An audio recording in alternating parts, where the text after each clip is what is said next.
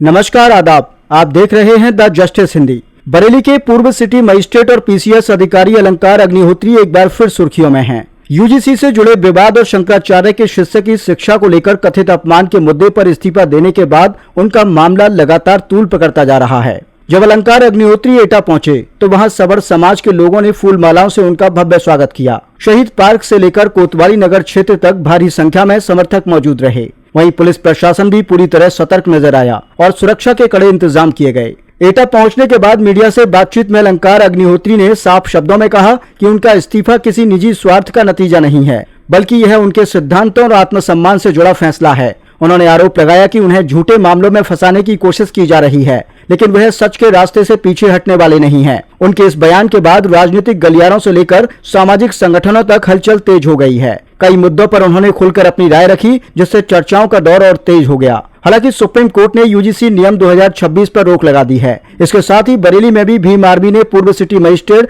अलंकार अग्निहोत्री के खिलाफ प्रदर्शन कर संपत्ति की जांच की मांग तक कर डाली है। अगर अलंकार अग्निहोत्री के जीवन पर नजर डालें तो उनकी कहानी संघर्ष और मेहनत की मिसाल है। मूल रूप से कानपुर के रहने वाले अलंकार ने बहुत छोटी उम्र में अपने पिता को खो दिया था। महज 10 साल की उम्र में पिता के निधन के बाद उनकी मां ने कठिन हालात में अपने बेटे की पढ़ाई और परवरिश में कोई कमी नहीं आने दी। अलंकार शुरू से ही पढ़ाई में होनहार रहे। यूपी बोर्ड की इंटरमीडिएट परीक्षा में उन्होंने पूरे प्रदेश में 21वां स्थान हासिल किया था। इसके बाद उन्होंने IIT BHU से मेटलर्जिकल इंजीनियरिंग में बीटेक किया। हालांकि सपना सिविल सेवा में जाने का था, लेकिन पारिवारिक जिम्मेदारियों को देखते हुए उन्होंने करीब 10 साल तक IT सेक्टर में कंसल्टेंट के तौर पर काम किया। आखिरकार मेहनत रंग लाई और पहले ही प्रयास में UPPSC परीक्षा पास कर डिप्टी कलेक्टर बने। सिटी मजिस्ट्रेट जैसे अहम पद पर पहुंचने वाले अलंकार अग्निहोत्री आज अपने इस्तीफे और बयानों को लेकर पूरे प्रदेश में चर्चाओं का विषय बने हुए हैं। अब सवाल यही है, क्या यूजीसी से जुड़ा यह विवाद आगे क्या मोड़ लेगा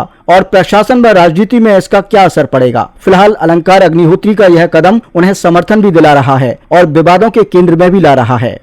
इसको जो भारत सरकार का बजट जारी हुआ, जिसमें कि जो यूजीसी रेगुलेशन 2026 आईडी नीचे ले जा रहा है ऊपर को, उसमें जो कुछ प्रावधान जो है बहुत ही भेदभावपूर्ण थे, जैसे कि जाति आधार पर भेदभाव है, सामान्य वर्ग को स्वघोषित अपराधी माना गया जी, और उसके आधार पे आपके जो बेटे बेटी उनका शोषण किया जा सकता है। बेटा अगर आपका पढ़ने में होशियार है तो कोई भी उस पर निराधार समता समिति के समक्ष जो है उसको प्रस्तुत कर सकता है। ऐसे में बेटे का शारीरिक शोषण हो सकता है। इसके अतिरिक्त आपकी बेटी है, बेटी पर किसी की बुरी नज़र है, सामान्य वर्ग की है, ऐसे केस में यदि किसी की बुरी नजर है तो जो निराधार आरोप और उसको बच्ची को समता समिति के समक्ष पेश कर सकता है। समता समिति के सदस्य एवं जो शिकायत करता है, फर्जी शिकायत करता, वो दोनों ही उसका शारीरिक मानसिक उत्पीड़न कर सकते हैं। उसके साथ रेप की घटनाएं हो सकती हैं। ऐसे में जो बच्चे हैं वो आत्महत्याओं के लिए मजबूर होंगे। इससे सिर्फ सामान्य वर्ग ही पीड़ित नहीं होगा। जब दो वर्ग लड़ते हैं आपस में तो दोनों को नुकसान होता है। हम जब कभी भी यूनिवर्सिटी में जाते हैं, शिक्षा लेते हैं, विद्यार्थी रूप में जाते हैं, तो हम यूनिवर्सिटी में मित्र बनाने जाते हैं, एक संस्कार स्थापित करने जाते हैं, न कि जो जातियों में उपजातियों में अपने आप को विभाजित करने जाते हैं। अलंकार जी, सरकार द्वारा आपको कोई परेशान किया जा रहा था कुछ ऐसा? नहीं, वो देखिए, जब भी आप एक तंत्र में रहते हैं फिर उस तंत्र से निकल कर आप उस तंत्र के अगेंस्ट में आपको इसलिए जाना पड़ता है क्योंकि आपके जितने भी ये जो माननीय जनप्रतिनिधि हैं, अकर्मण्य जो जनप्रतिनिधि हैं, ये कुछ भी काम नहीं करते।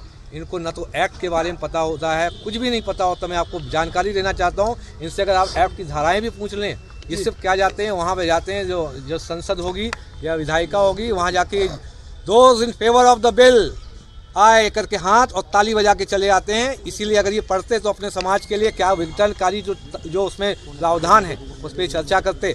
13 तारीख को ये आया था पूरे देश में, इसमें कोई चर्चा नहीं हो रही थी, अनेक तरीके से बोला जा रहा था। अग्निहोत्री किसी की गोदी में जाके बैठ गए हैं। सरकार का ऐसा कहना है कि आप किसी की गोदी में जाकर चल रहे हैं, अन्य पार्टियों मामला है कि आप कहीं राजनीति में आना चाहते हैं। बताइए, आपके ही कल माननीय जनप्रतिनिधि जी कलराज मिश्र जी ने बोला ये असंवैधानिक है, तो वो भी क्या किसी की गोदी में बैठ गए हैं? आपको जातिगत अपशब्द किसने बोले थे? ये एक देखिए, सबको पता है किसने बोले थे, मुझे भी पता है, मेरे तो सामने ही ये जो घटना हुई और उनके नाम देखिए, ये एक गरिमा मर्यादा है। मैंने भी आज, क्योंकि हम सबके फ़ोन सर्विलांस पे हैं, इस समय अलग अलग तरीके से षड्यंत्रों के तहत ये तैयारी की जा रही है किसी पुराने मामले में हमको फंसाया जाए। तो हमने आज, हम सर्विलांस पे क्योंकि फ़ोन है तो हमने उनको बताया, आज हमने अपने फेसबुक पे डाला था, आप चिंता मत करिए, मुझे भी फिर पता है कि वो जो साला पागल पंडित, जो बोला साला पंडित पागल हो गया है, मुझे भी पता है। और एक्चुअली इस क्वेश्चन में ही उस उत्तर का भी जवाब है। क्या कोई राजनीतिक मैं इस पे कोई कमेंट नहीं करूंगा, लेकिन इस प्रश्न जो है, इसमें प्रश्न जो है, ये जो हमारा जो साला पंडित पागल हो गया है, इसी में उत्तर भी छुपा हुआ है। अलंकार जी, कहीं ना कहीं जो यूजीसी का नामंजूर कर दिया गया है, अग्रिम क्या अंतर क्या रहेगा? क्योंकि इसका इस्तीफा नामंजूर कर दिया गया, अग्रिम कदम क्या रहेगा? ये मेरा एक संवैधानिक अधिकार है। मैं जिस तंत्र में मुझे विश्वास नहीं रहा, मेरे जितने भी माननीय जनप्रतिनिधि जो हैं वो फेल हो चुके हैं, चाहे केंद्र सरकार के हों चाहे राज्य सरकार को, ये सब अकलमंड है। ये एक तरीके से कॉर्पोरेट कंपनी जो कार्यकर्ता के रूप में काम कर रहे हैं, एक जो आगे राजनीति की रास्ते से आप समाज की आवाज उठाएंगे, आप राजनीति में प्रवेश कराएंगे। अभी ये हमारा समाज तय करेगा। अभी तो हम लोग आपसे वार्ता कर रहे हैं, जल्दी आपको जो है, जो हमारा पूरा समाज है, अब ये देखिए, अब ये सवर्ण समाज जैसे हम लोग बोल रहे हैं, सामान्य वर्ग, अब ये पूरे समाज के हित की बात हो रही है। सब समाज, आपको ये सब समाज के, आप सोचें अगर कोई सवर्ण समाज है किसी और से टकरा रहा है तो दोनों लोग हैं। अब ये पूरे राष्ट्र के हित की बात है। कल देखेंगे, कल कई जो हमारे ओबीसी जो अपने सदस्य हैं, जो अपने परिवार के लोग हैं, उन्होंने कहा है कि वाकई में विघटनकारी है। वो लोग इसके खिलाफ खड़े हो गए, जितने भी हमारे ओबीसी परिवार के सदस्य हैं। पहले ये कानून बिल्कुल जो है, ये जो रेगुलेशंस हैं, ये काली कानून है, इनको हटाना चाहिए। आपको लगातार हाउस अरेस्ट किया जा रहा है, क्या आपको लगता है कि आपके खिलाफ कोई षड्यंत्र रचा जा रहा है आपको फंसाने की? देखिए, मैंने कहा था, जब आप अपने किसी तंत्र में जिसमें आप स्वयं होते हो, उससे जब अलग होने के और जब आप अलग बातें रखते हैं, तो पूरा तंत्र एक सुनियोजित प्रायोजित तरीके से काम करता है। लेकिन वो उस दिन बजरंगबली जी की कृपा थी, उस दिन उनकी जो साजिश थी विफल हो गई। उसके बाद आनंद फानंद में जो है रात में खींच कर एक सस्पेंशन का ऑर्डर जारी किया, जो कि असंवैधानिक है। उसके खिलाफ जो है हम माननीय सुप्रीम कोर्ट और माननीय उच्च न्यायालय ब्राह्मण समाज आपके चाचा हैं, वो विरोध में बात कर रहे हैं आपके में, वो क्या कहेंगे आप? कौन से चाचा? मुझे एसके सिंह बताया जा रहा है। आपने हमारे चाचा एसके सिंह कैसे हो सकते हैं? बता रहे हैं जो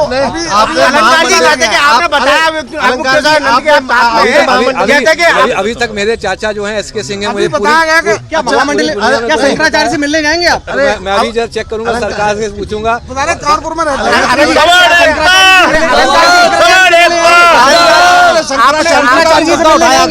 और जो ब्राह्मण समाज उसके उत्पीड़न का भी मुद्दा उठाया था, इस पर क्या कहेंगे? देखिए, ये जो अपमान हुआ वहाँ पर, ये सिर्फ शंकराचार्य जी का विषय नहीं है कि जो स्वामी अभय मुक्तेश्वरानंद महाराज जी का विषय है। उस दिन जो सनातन संस्कृति का जो एक महत्वपूर्ण प्रतीक है शिखा चोटी, एक बटुक ब्राह्मण की चोटी खींचकर उसको जमीन पे घसीट कर जो पीटते हुए ले जाया गया, क्या ये पूरे भारतवर्ष में किसी अन्य समाज, किसी जाति धर्म के प्रतीक चिन्हों पर ऐसे हमला कर सकते हैं? यदि किसी की हिम्मत है तो करके दिखाइए।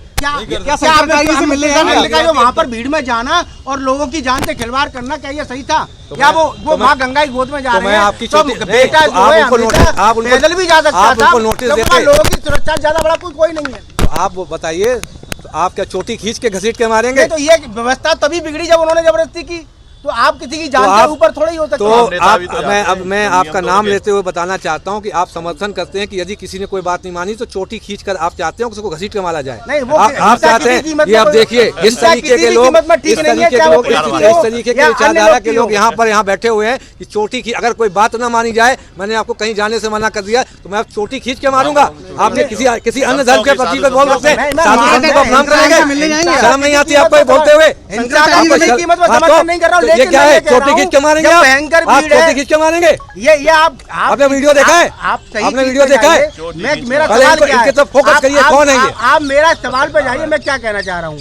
आप बताइए, आपको मना किया गया था जाने से, आप नोटिस देते, पुलिस लगाते, आपका चोटी खींच के मारेंगे? वहाँ उनको रोका गया, मेरा कहने का तो इसका मतलब रोका गया तो चोटी खींच के मारेंगे आप? शंकराचार्य से मिलने जाएंगे क्या? उन्होंने मुझे आमंत्रित किया था, मैं जैसे ही समय मिलेगा उनसे मिलने जाऊंगा। अभी वो प्रयागराज से जो चले गए हैं और इस समय बनारस में हैं।